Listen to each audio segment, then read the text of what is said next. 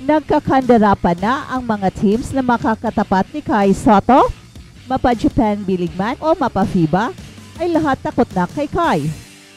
Hindi lang ito muni-muni natin, kundi ito ay makatotohanan mga kapatrol. At Justin Brownlee, reresbakan ang Elasto Painters. Well, yan ang ating pag-uusapan in this video, pero bago yan ay meron muna tayong pag-giveaway. Hey, hey, hey! Attention mga kapatrol! Get ready for an epic giveaway! Once Express Info hits 150k subscribers, one lucky winner will win the incredible Oppo Reno 11F 5G smartphone. Here's how to join. Step 1. Subscribe to Express Info right now.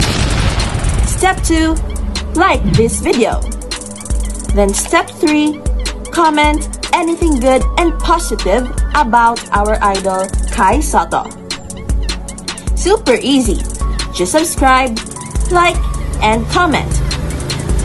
Nagkakandara pa na ang mga future teams na makakatapat ni Kai, mapa Japan B-League man o mapa FIBA International Games, ay lahat sila pinagtutuunan na ng pansin si Kai. Unlike before na okay lang kahit alam nilang merong legit 7-3 player. Pero nag-iiba ang lahat after ng impressive game ni Kai against Latvia. Naiisip kasi ng lahat na kung nagawang mag-dominate ni Kai against Latvia na merong maraming mga NBA players and ranked 6th in the world, ano pa kaya ang mga lesser teams ng Japan B-League at mga FIBA teams ng Asia? Pinaghahandaan na talaga ng mga kalaban ang ating idol. They now know kung gaano na kagaling ni Kai. Ito ang sinabi ni Coach Tim Cone bago ang Olympic qualifying tournament na kapag hindi sineryoso si Kai ng Latvia ay may kalalagyan sila. And true enough, nangyari ang sinabi ni Coach Tim Cone. Kaya knowing this reality, ay siguradong pinag-aaralan na ng mabuti ng lahat ng mga possible opponents ni Kai kung papaano ang kanyang laro at kung papaano nila ito mapipigilan. Kung hindi man sila natatakot kay Kai, siguradong pinaghahandaan na nila si Kai dahil kung hindi, ay alam na nila ang mangyayari. Kai Sotto has proven na isa siyang legit NBA talent, kaya lang hindi pa siya nakakapasok sa NBA. Yan lang ang kulang sa resume niya, kahit na alam natin na mas magaling pa siya sa ibang mga current NBA big man. Pero kahit hindi pa man nakakapasok si Kai sa NBA, ay hindi yan nangangahulugan na hindi siya pang NBA. In fact, ang dami na niyang nakakatapat na mga NBA players at na-prove niya na mas magaling pa siya sa kanila. Kaya hindi malayo ngayon ay kinatatakutan na siya ng buong mundo. And the scary part ay malayo pa si Kai sa kanyang full potential. And once makukuha na niya ang kanyang ceiling, ay siguradong ang dami pa niyang pahihirapan. At balitang PBA naman, Justin Brownlee at Gene Kings reresbakan ang Elasto Painters.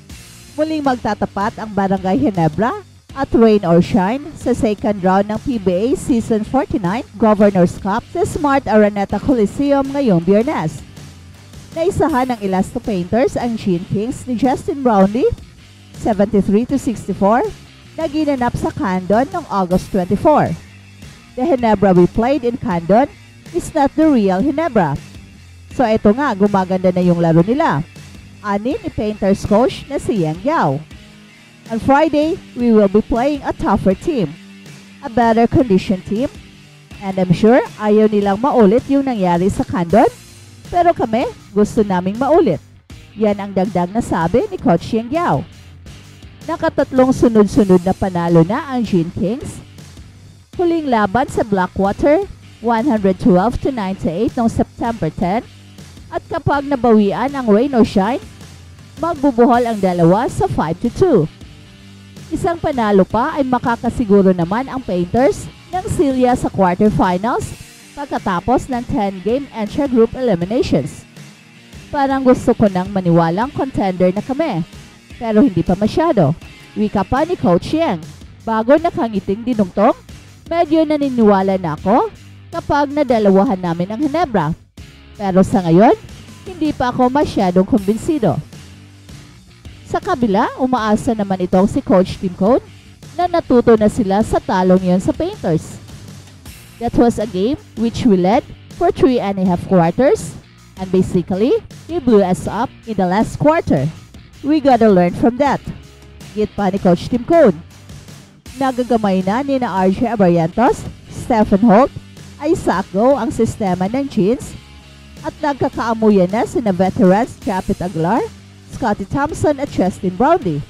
Si Coach Yang naman, aasa sa run and gun ng kanyang mga batang players sa pangunguna ni na Gian Mamuyak, Adrian Nocom, Andre Caracot, Felix Lemeti, at sa depensa ni na Kalen Chongson at Aaron Fuller.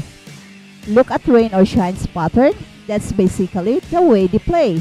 Punto ni Coach Tim Cone. They play all their guys. They keep their guys fresh. And in the fourth quarter, they came out and beat you out. At balitang NBA naman, Kristaps Porzingis, hanggang 4 na buwan ang rehab sa kanyang operasyon. Inaasahang sa late November o early December pa makakalaro sa Boston Celtics si center Kristaps Porzingis na nagpapagaling mula sa kanyang leg injury na pumigil sa kanya sa NBA Finals.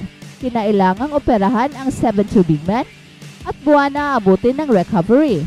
Pagkatapos ng surgery nito noong August, nag-post si Kristaps Porzingis ng videos at photos habang nag-workout siya sa Latvia kasama si Boston Celtics assistant DJ McClay.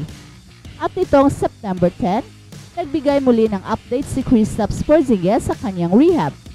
Normal, yan lang ang inilagay niyang caption sa kanyang larawan na nagsushooting at nagdridribbling na siya. Habang wala sa first 2 months ng 2024-25 season ang starting center, si Al Horford muna ang poposte sa umpisa ng kampanya ng Boston Celtics para sa repeat championship. Si veteran center Al Horford ang kumuha ng bultong minuto sa karamihan ng kanilang mga laro noong nakaraang taon habang garahi itong si KP. Sa yugtong ito ng karera ni Al Horford, kailangang maingat na pamahalaan ang kanyang mga minuto. Kailangan niya ng pahinga, lalo na sa mga back-to-back games at nakasalalay sa mga reserve ng Boston Celtics ang pagpuno sa kanyang kakulangan sa laro. Ibinalik din ng Boston Celtics sina Xavier Tillman, Luke Kornet at Neemias Queta pang backup habang wala pa ang Latvian big man. Sina Kornet, Tillman at Queta ay useful na mga player, ngunit wala sa kanila ang makakapagbigay ng stretch shooting ability na hatid nila Kristaps Porzingis at Al Horford kapag sila'y nasa loob ng court. Mahalagang bahagi ng philosophy ni Coach Mazzola ang 3-point shooting, kung saan ang Boston Celtics ang nanguna sa made and attempted 3 at pangalawa sa 3-point shooting percentage noong nakaraang season.